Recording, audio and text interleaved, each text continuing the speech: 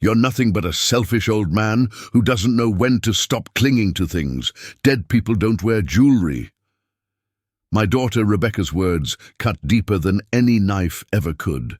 I stood there, in the living room of the house I built, with my own hands over 4 decades ago in Asheville, North Carolina, staring at my own daughter as she screamed at me. Her eyes, so much like her mother's, now burned with an anger I never thought I'd see directed at me.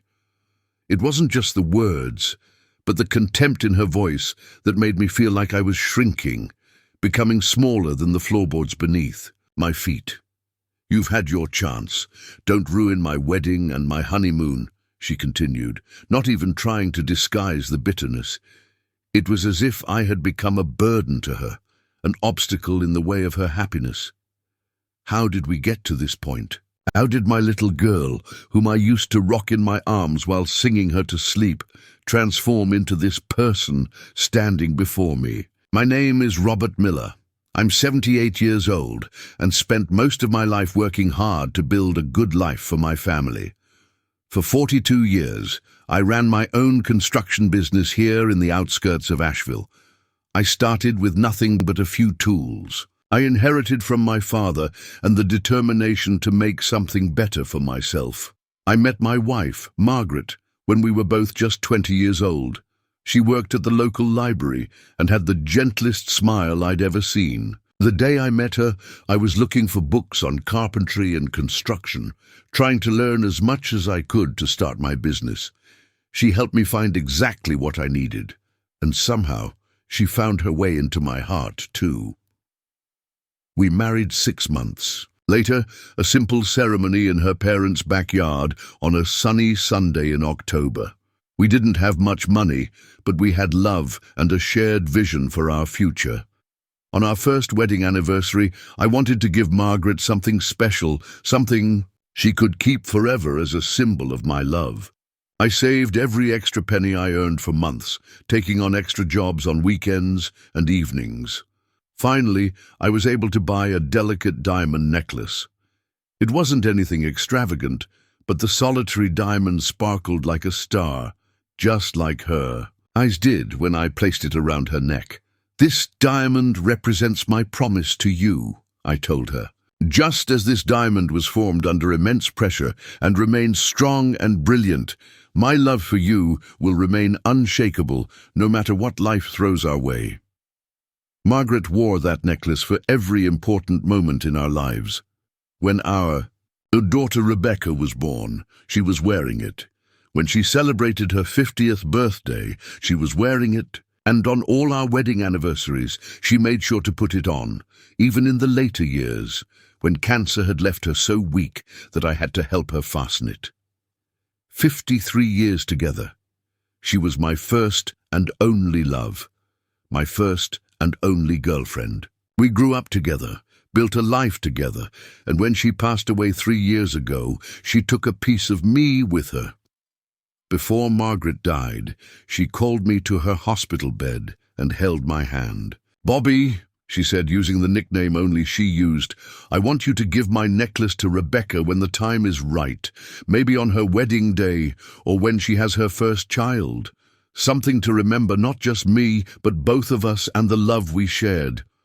I promised her I would do exactly that. It was one of her last wishes, and I intended to honor it. Rebecca was our only child. She was always a bright, determined child, maybe a little stubborn at times, but Margaret always said she got that from me. We raised her the best we could, sending her to college in Boston, where she studied business administration. It was there that she met David, a young man from Washington, D.C. who worked in finance.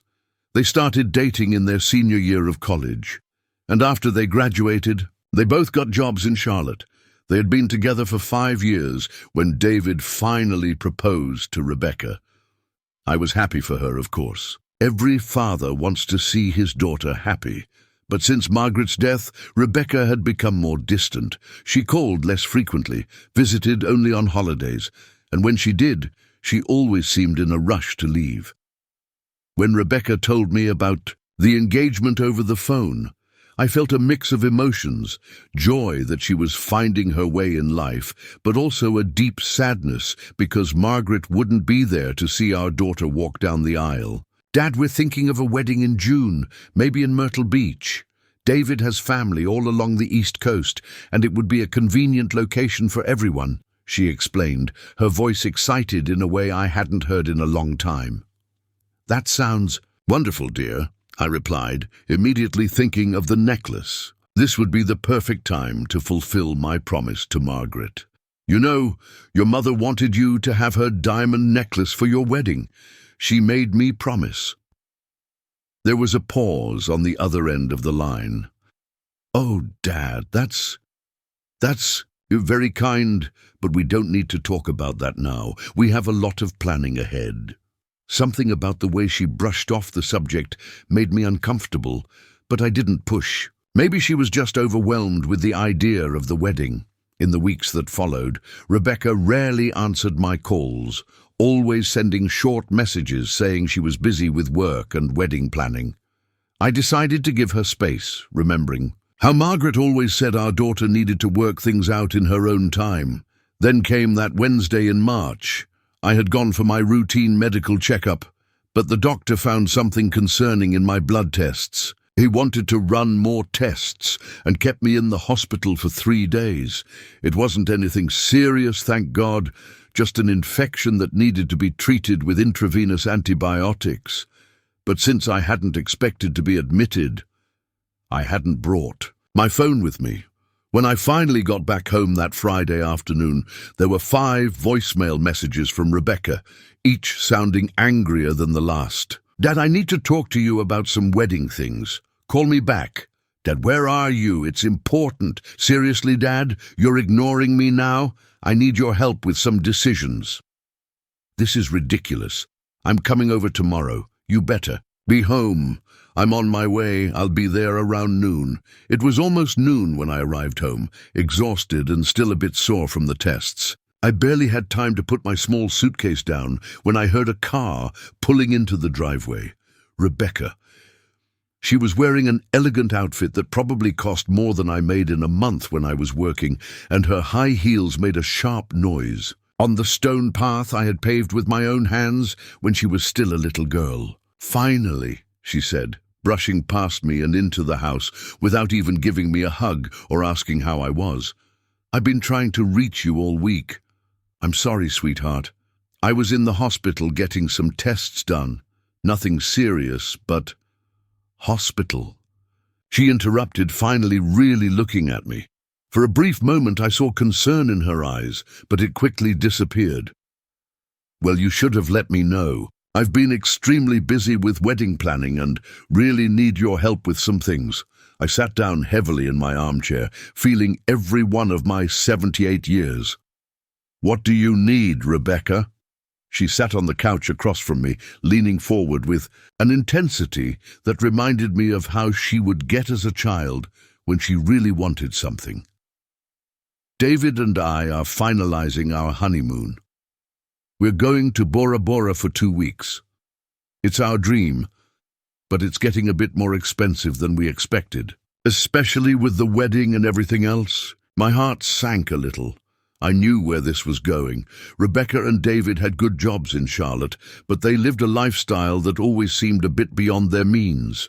Sure, I had savings, money put aside for emergencies and for my care when I got older, but I had already given them a generous check when they announced their engagement. "How much do you need?" I asked directly.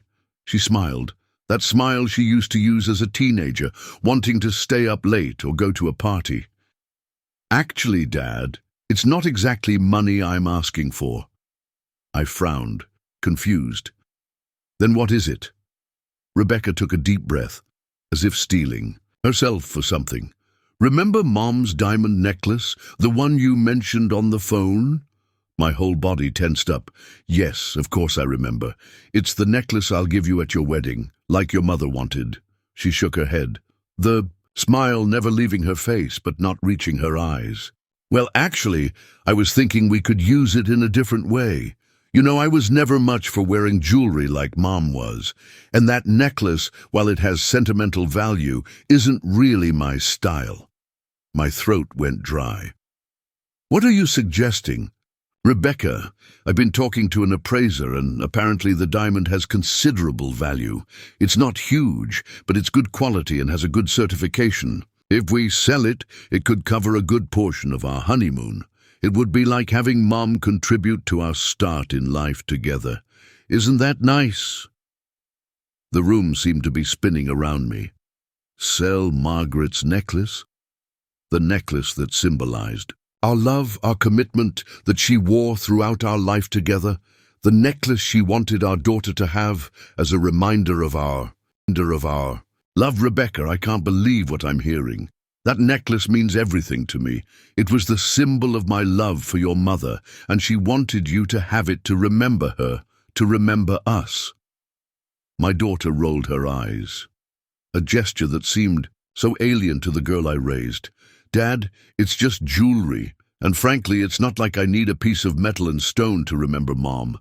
I have memories. I have photos. What I don't have is enough money for my dream honeymoon. I felt my face getting hot. The answer is no, Rebecca. I'm sorry about your honeymoon, but I won't sell your mother's necklace. It's her last request, and I'm going to honor it. That's when things got ugly. Rebecca stood up, her face contorted in an anger I had never seen before. You're being selfish. It's just a stupid necklace. Mom would want me to be happy, not to be tied to some old object. Your mother wanted you to have something to remember our love, Rebecca. That was her wish. Well, her wish was stupid then, Rebecca shouted, her words hitting me like a punch to the stomach. She's dead, Dad, dead, and you're still living like she's coming back any minute. This place, she gestured broadly to the house around us, is like a museum to her. Her clothes are still in the closet.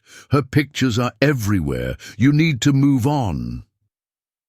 I remained silent, unable to form words in the face of her cruelty.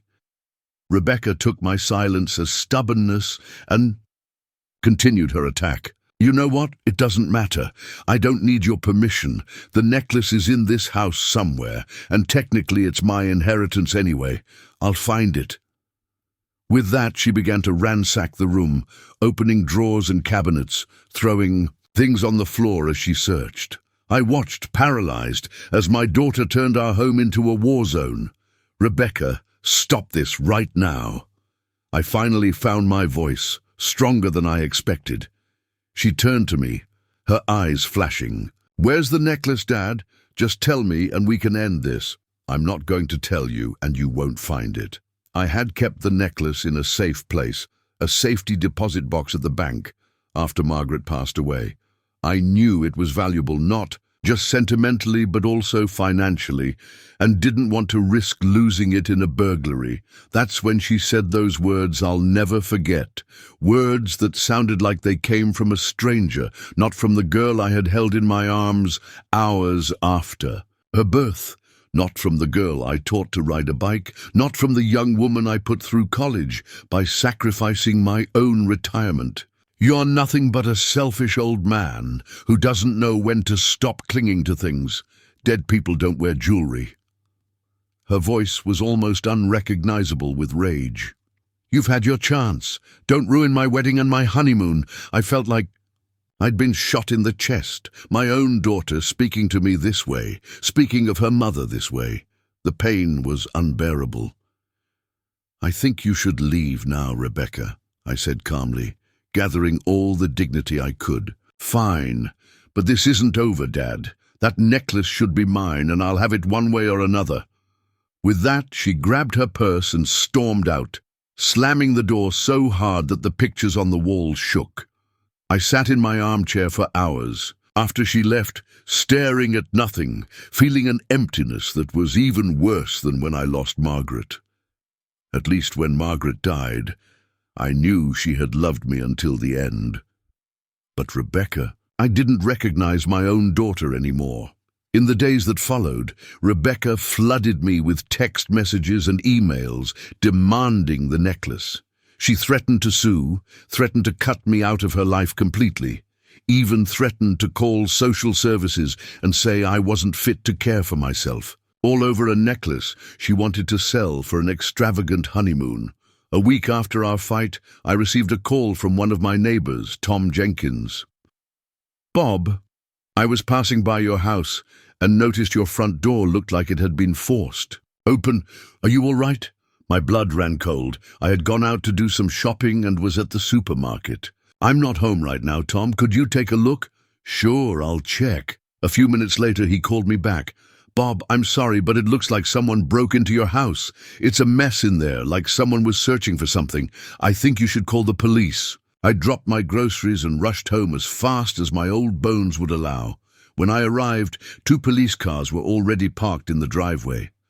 Tom was there, looking concerned, and 2 officers were inside the house. What I saw when I entered nearly brought me to my knees. Every drawer had been opened, and its contents spilled onto the floor. The cabinets were open, their contents rifled through. Even the photo albums had been torn apart, as if someone thought I might have hidden something between their pages. "Mr. Miller," one of the officers approached me. "I'm Officer Johnson. Can you tell us if anything was taken?" I looked around, trying to comprehend the extent of the damage. My TV was still there. My old wristwatch, a gift from my father, was still on the bedside table. My laptop was on the kitchen table. Nothing of obvious value seemed to be missing. Then I realized. "My safety deposit box keys," I muttered. "They were in a box on my desk, and the safety deposit box documentation too." Officer Johnson noted this down. "Any idea who might have done this, sir?" I felt a lump in my throat.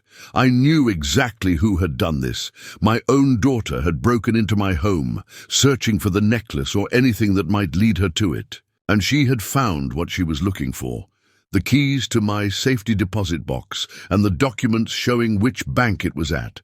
But how could I tell these police officers that I suspected my own daughter was responsible? How could I make such an accusation, one that could ruin her life, her future, her marriage? "No, officer.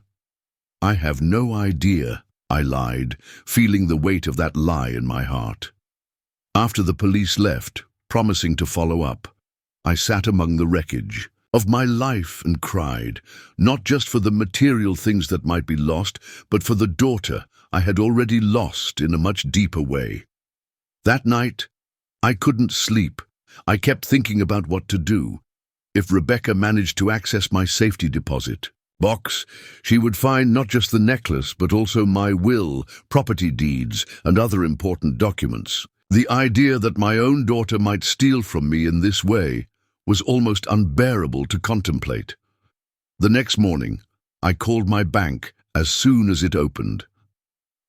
"I need to check my safety deposit box immediately," I told the manager, a kind woman named Susan, whom I had known for years. "Of course, Mr. Miller, do you have your keys?" Actually, my keys were stolen. My house was broken into yesterday. There was a silence on the other end of the line.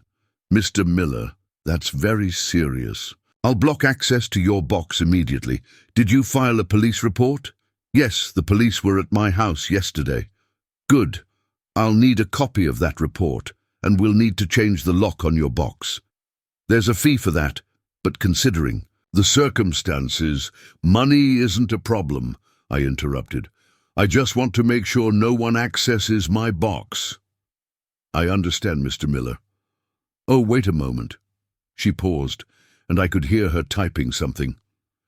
"Mr. Miller, someone tried to access your box this morning. A young woman who said she was your daughter. She had the keys, but since she's not authorized on your box and didn't have the proper ID, we denied access." My heart sank. So it was confirmed. Rebecca had broken into my home and tried to steal the necklace. My own daughter. "Thank you, Susan. Please keep the box locked. I'll be there later today to deal with the lock change." After hanging up, I sat at my kitchen table, looking at the family photos still on the wall. Pictures of Rebecca growing up, her first day of school, her graduation, her prom. Pictures of her with Margaret, the two of them looking so alike, so close. What had happened to that girl? How had she transformed into someone capable of breaking into her father's home and trying to steal something so precious? That's when I realized what I had to do. It wasn't what I wanted, but it was what needed to be done. For Rebecca's sake, for the sake of Margaret's memory, for my own sake, I picked up my phone and called my lawyer, an old friend named Harold, who had handled my legal affairs for decades. "Harold, I need to make some changes to my will, and I need your help with something else too." After explaining my plan to Harold, he was silent for a moment. "Are you sure about this, Bob? It's quite drastic." "I'm sure, Harold, it's the only way." In the weeks that followed, I made all the necessary preparations. I changed the lock on my safety deposit box at the bank. I made alterations to my will. And I prepared a surprise for Rebecca, one that I hoped might somehow touch what was left of her heart. 2 days before Rebecca's wedding, I received a call from her. She hadn't spoken to me since the day of the break-in, and I hadn't mentioned that I knew she was responsible. "Dad?" Her voice sounded small, almost remorseful. "I wanted to check if you're still coming to the wedding." Despite everything that had happened, I felt my heart soften a bit. She was still my daughter, after. Although, of course, Rebecca, I wouldn't miss it for anything. And about Mom's necklace. I took a deep breath. "We'll discuss that at the wedding, okay? I have something special planned." She was silent for a moment. "Okay, Dad. Thank you." The wedding was held at a beachfront resort in Myrtle Beach, exactly as Rebecca had planned. It was a beautiful location, with the ocean as a backdrop for the ceremony. I sat in the front row, next to where Margaret should have been sitting. I left a white rose in her place, a small gesture to include her in this important day. When Rebecca walked down the aisle, my heart filled with pride and sadness at the same time. She looked beautiful in her white dress, looking so much like her mother that it almost took my breath away. For a moment, I could see the little girl she had been, the girl who ran into my arms when I came home from work, the teenager who proudly showed me her grades, the young woman who left for college with tears in her eyes, promising to call every day. The ceremony was beautiful, and when Rebecca and David exchanged their vows, I found myself quietly crying, wishing Margaret was there to see our daughter. In this moment, at the reception, Rebecca and David circulated among the guests, accepting congratulations and posing for pictures. Finally, she came to my table. "Thank you for coming, Dad," she said, leaning down to give me a quick formal hug. "I wouldn't miss it for anything, sweetheart." I hesitated for a moment, then gathered my courage. "I have something for you, something from your mother." Rebecca's eyes lit up, and for a moment I thought I saw a flash of greed in them. "The necklace?" "Yes, the necklace, but not exactly in the way you expect." I took an envelope from the inside pocket of my suit and handed it to her. "Here." She took the envelope, looking confused, and opened it. Inside was an elegantly framed certificate with the logo of a well-known charity that helped young women escape domestic violence. The certificate stated that a generous donation had been made in the name of Margaret and Rebecca Miller. Along with the certificate was a picture of Margaret's diamond necklace, now on display in a glass case at the new women's shelter the organization had just opened in Charlotte, not far from where Rebecca lived. "What is this?" Rebecca asked, her voice trembling. "It's your mother's necklace, sweetheart, or rather, its legacy. I donated the necklace to this organization. They sold it, and the money helped build a new shelter for women in Charlotte. And they kept the original diamond as part of a permanent display at the shelter to inspire the women who pass through there. Each of them will receive a small replica of the necklace as a symbol of hope, along with the story of how your mother wore it for 53 years as a symbol of enduring love." Rebecca's face paled. You donated the necklace? Without consulting me?" It was mine to donate, Rebecca, just as it was yours to inherit if you had respected what it meant to your mother and to me. But when you tried to steal it, when you broke into my home and ransacked my things, when you tried to access my safety deposit box, well, I made a decision. Her eyes widened with shock. You knew. Of course I knew, Rebecca. The bank called me that same day. And what kind of burglar steals only safety deposit box documents and keys, leaving behind a TV, computers, and other valuables? Tears began to form in her eyes. Dad, Don't worry, I interrupted gently. I didn't tell the police. I didn't tell David. This secret is safe with me. But I want you to know that your mother's wish, in a way, is still being fulfilled. The necklace is helping other women find love and hope, just as it helped your mother throughout all our years together. Rebecca looked at the certificate, then at me, her eyes full of conflicting emotions, anger, shame, sadness, perhaps even a bit of relief. There's one more thing, I continued, pulling a small box from my pocket. This is for you. It's an exact replica of the original necklace, but with a new diamond. It's not as valuable as the original in monetary terms, but it carries the same symbolism: enduring love, commitment, family.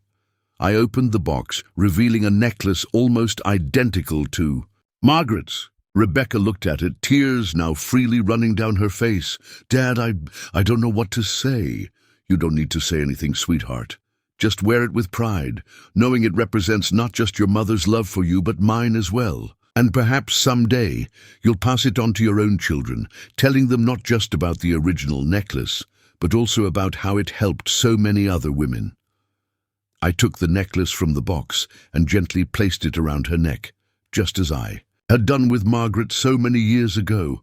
Your mother would be so proud of you today, Rebecca, and despite everything I am too. Rebecca touched the necklace at her throat, then surprisingly threw her arms around me in a genuine hug, the first in years.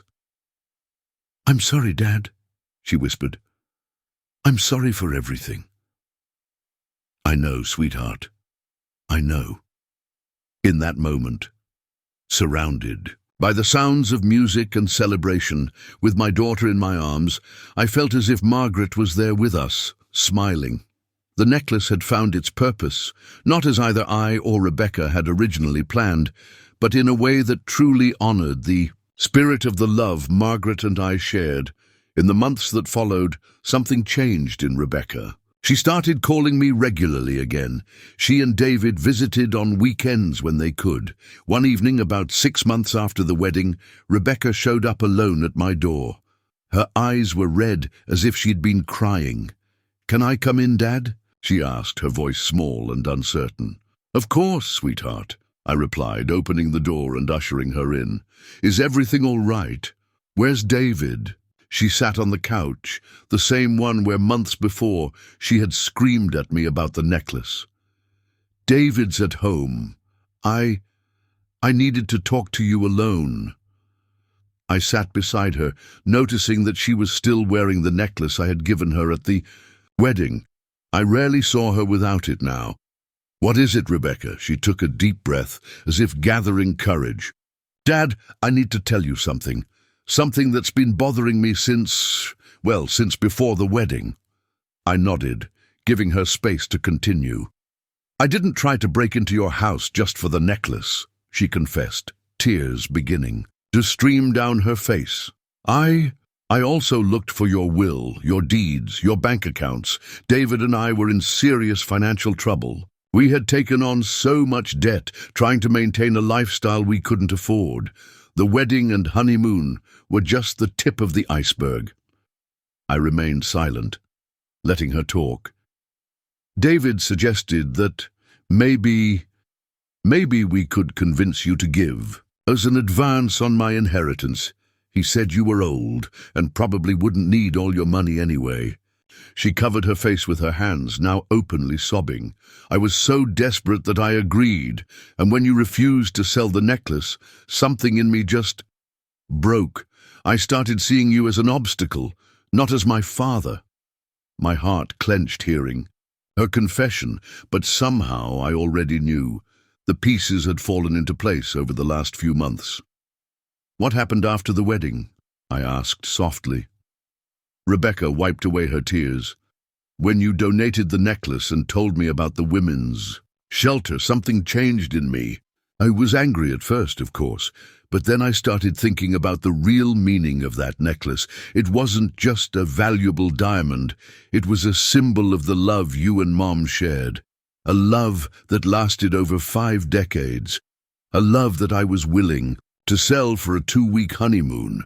She touched the necklace at her throat. "And then you gave me this replica, not to make me feel guilty, but to give me a second chance to honor that love. That hit me harder than any punishment could." "And David?" I asked, dreading the answer. Rebecca smiled sadly. "When we got back from the honeymoon, I told him what you had done. He was furious, said you had robbed us, that necklace was rightfully ours. But I finally saw the truth. I saw what he really valued, and it wasn't love or family.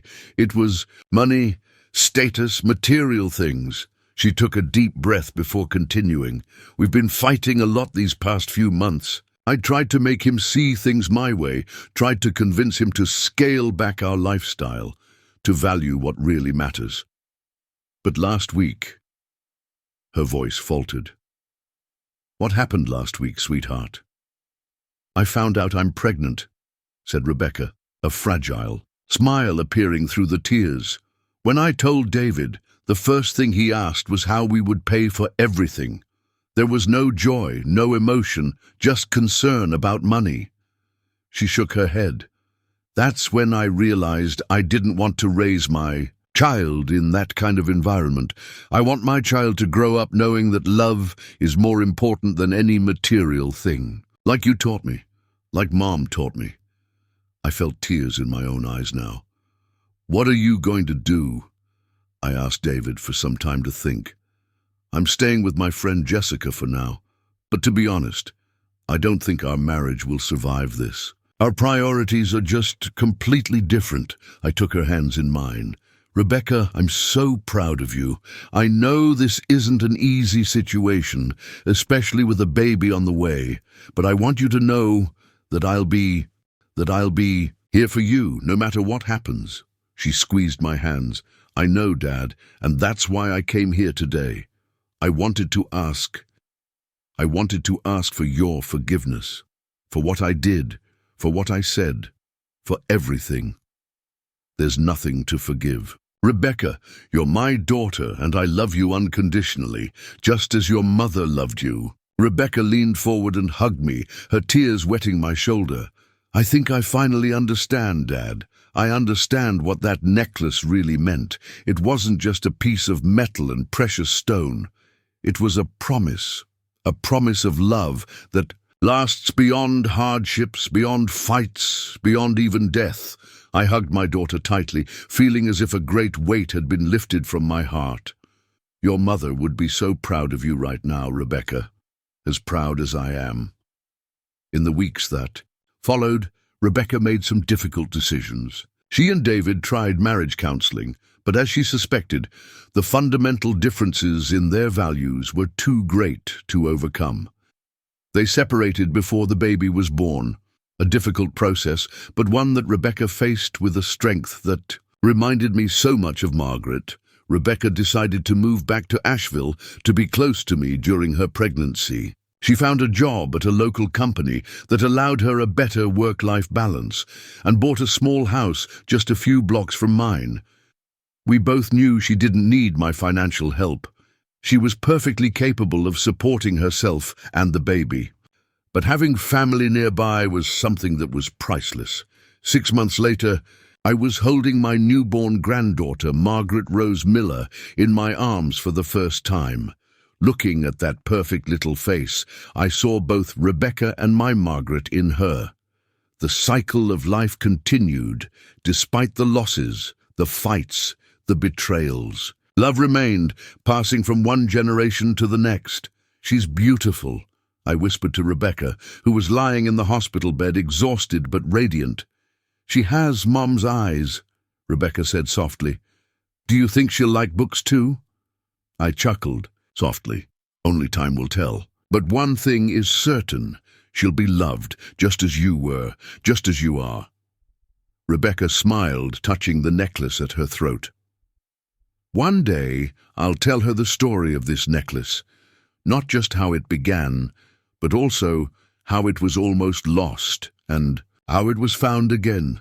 I'll tell her about the true love you and Mum shared and how that love still lives on in us. I nodded, feeling tears of joy in my eyes as I watched my granddaughter yawn and snuggle in my arms. I thought of Margaret, how she would have loved this moment, and felt her presence there with us. Not all treasures are made of diamonds.